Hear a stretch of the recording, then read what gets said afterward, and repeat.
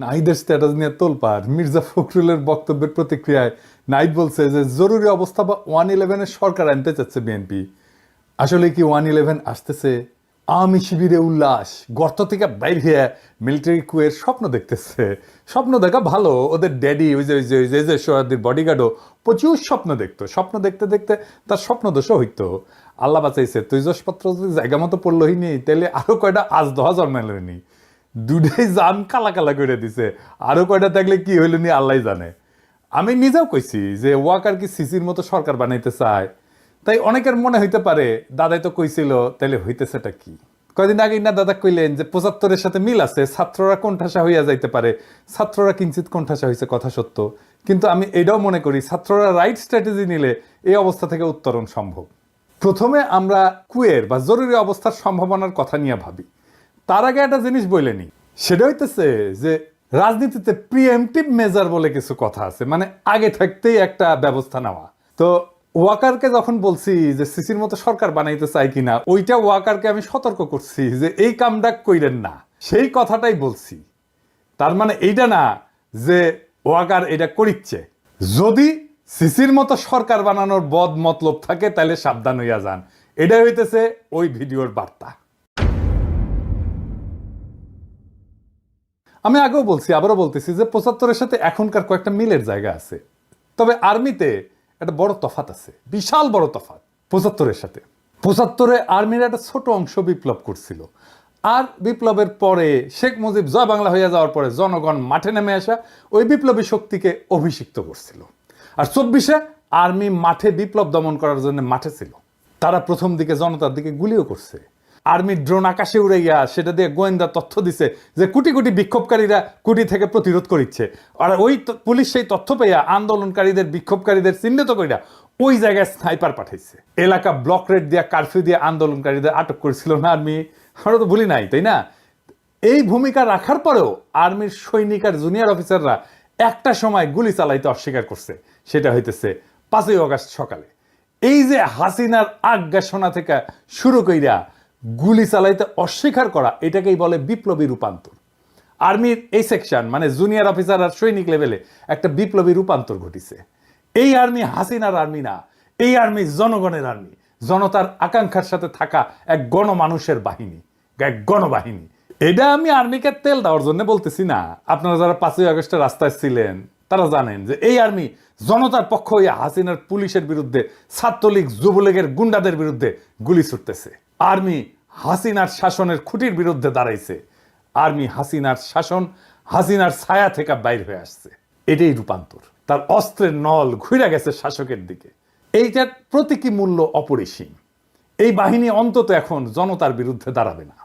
তারপরেও বলা যায় না, কু করতে তো বেশি লোক লাগে না। 111-এর সময় তো কু করেছিল 10-12 জন নাকি শুনেছি। তাই আমি বলতেছি না কু হওয়ার সম্ভাবনা শূন্য, হইলেও হইতে পারে। তবে আমি চাই এটা কু হোক, তাহলে টেরাম টেরাম যুদ্ধ হবে। হ্যাঁ, কু হইলে ভালো হবে। কেন ভালো হবে আজের দেখি। এখন কোনো কু হইলে সেটা ভারতীয় মদতে হইছে বলে জনমানুষের ধারণা জন্মাবে। আর তা হইলে খালেদ মোশাররফের পরিণতি বহন করতে হবে কুয়ের নেতাদের। আর্মির ইন্ডিয়া প্রভাবিত সেনা অফিসাররা একেবারে জয় বাংলা হয়ে যাবে। শুধু তাই না, বাংলাদেশে ইন্ডিয়ান সব স্ট্যাবলিশমেন্ট জয় বাংলা হয়ে যাবে। জুলাই বিপ্লবে যা যা দুর্বলতা ছিল, যা যা অসমাপ্ত কাজ ছিল, সেইগুলো সমাপ্ত হবে। যেমন সুপুনাই হয়ে যাবে। ইন্ডিয়ান এম্বাসি ক্লোজ করে দেওয়া হবে। ছায়ানট উদিসি বন্ধ করে দেওয়া হবে। ফ্যাসিবাদের যে দালালগুলো এখন মাথা তুলতেছে সেইগুলো বরাবর করে দেওয়া হবে। আর ভারতের আলো আর দিল্লি স্টার, ওই নিয়ে কিছু বলছি আমি? বলি নাই। হ্যাঁ হ্যাঁ, খালেদ মোশাররফের কু 3 দিন টিকেছিল। এই কু 3 ঘন্টা টিকবে কিনা সন্দেহ আছে। তখন সেনাবাহিনীর মধ্যে লিফলেট ছড়ানো হয়েছিল, ওই যে 75-এ নভেম্বর বিপ্লবের সময়। এখন পিনাকি আর ইলিয়াস ভিডিও বানাবি আর সেনাবাহিনীর জুনিয়র অফিসার আর সৈনিকদের আহ্বান জানাবে। দুই না পাল্টাইছে। বাংলাদেশের মানুষ রক্ত দিয়া বিজয় ছিনায় আনছে, সেই মানুষ ঘরে ফিরে গেছে সত্য, কিন্তু জুলাই বিপ্লবের ক্ষত সারে নাই, বুকের আগুন নেভে নাই। এই অগ্নিগর্ভ অবস্থায় জরুরি অবস্থা বা কু হান্দায় দেবে তেল ছাড়া, যেন এরপর কখনোই আর কু অভ্যাসের কথা কারো মাথাতে না আসে। আমাদের কাজ ফ্যাসিবাদের দোসরদের দাবরানির উপরে রাখা। আপনাদের চোখে পড়তেছে না হয়তো, কারণ এই কথাগুলো প্রকাশ্যে বলার বিষয় না, কিন্তু অনেক কাজ পিছনে হইতেছে। এইগুলা বেকুব কর্মীগুলো জানে না সারা দুনিয়ায় হাসিনার পরিবার আর তার পলায় যাওয়া আওয়ামী লীগারদের উপরে কি নাইমে আসতেছে এটা আওয়ামী লীগ আর আওয়ামী লীগের নেতা কর্মীরা হাসিনা কল্পনাও করতে পারতেছে না। আওয়ামী লীগের কর্মীরা যারা ফাল পেতেছে আপনাদের বলি ভালো হইয়া যান, অযথাই নিজের বিপদ ডেকে আনিচ্ছেন। আমরা দয়া কইরা, একদম দয়া কইরা, মায়া কইরা প্রাপ্যটা দেইনি, ফাল পাইরেন না। আমি প্রত্যেকটা অঞ্চলে আওয়ামী লীগের কর্মীদের গণ ক্ষমা চাওয়ার আহ্বান জানাইতেছি। পাড়ায় পাড়ায় এদের ধৈর্য তওবা করাইবেন, মসজিদে মন্দিরে সমাজের সামনে হাত জোর কইরা মাপ চাইবে, কইবে আমার ভুল হইছে, মাপ কইরা দেন, আর কখনো করব না। তাইলে এদের তরপানি কমবে। এদের কোথায় পাবেন? আমরা একটা ওয়েবসাইটের কাজ করেছি, চলিচ্ছে, ওইটায় হাসিনার ফ্যাসিবাদের সকল সহযোগীর আমলনামা থাকবে। আওয়ামী লীগ, ছাত্রলীগ, যুবলীগের সব কমিটির নাম থাকবে, ছবি সহ, রেফারেন্স সহ, নাম ধরে ধরে সার্চ করা যাবে, বাংলা এবং ইংরেজিতে বিভিন্ন ক্যাটাগরিতে থাকবে। এমপি, দামি নির্বাচনের এমপি, সকল কমিটির সদস্য, সকল ব্যবসায়ী, সাংবাদিক, শিক্ষক, ডাক্তার, কৃষিবিদ, আমলা, পুলিশ, যারা যারা এই ফ্যাসিবাদের দোষর ছিল সবার নাম থাকবে। এবং এখনো ফ্যাসিবাদের দালালি করে যাইতেছে দেশে এবং বিদেশে, সবার। কাজটা বড়, টাইম লাগবে, ফান্ড লাগবে। রাজনৈতিক দলগুলোর বা সরকারের তো করার কথা ছিল, তারা তো অন্য কাজে ব্যস্ত। কাজ শুরু হয়ে গেছে। এর মধ্যে আমরা যুক্ত করব কারা কারা আওয়ামী লীগারদেরকে আশ্রয় দিছে, পুনর্বাসিত করছে, তাদেরও নাম থাকবে। যুগ যুগ ধরে মানুষের ঘৃণার উৎস হইয়া থাকবে এই ওয়েবসাইটটা। এইবার পার্বত্য চট্টগ্রাম বিষয়ে আরো একটা জিনিস বাদ পড়েছিল, সেটা আলাপ করি, আসেন। গুরুত্বপূর্ণ বিষয় কলে পার্বত্য চট্টগ্রামে শুধু ভালো প্রশাসনিক অফিসার পাঠাইতে হবে তা কিন্তু না, আমি শুধু তাই বলিনি। তার সাথে ভালো শিক্ষক পাঠাইতে হবে, ভালো ডাক্তার পাঠাইতে হবে, ভালো সামাজিক কর্মী পাঠাইতে হবে। ওইখানে পার্বত্য অঞ্চলে বিকেএসপির মতো কয়েকটা প্রতিষ্ঠান তৈরি করতে হবে।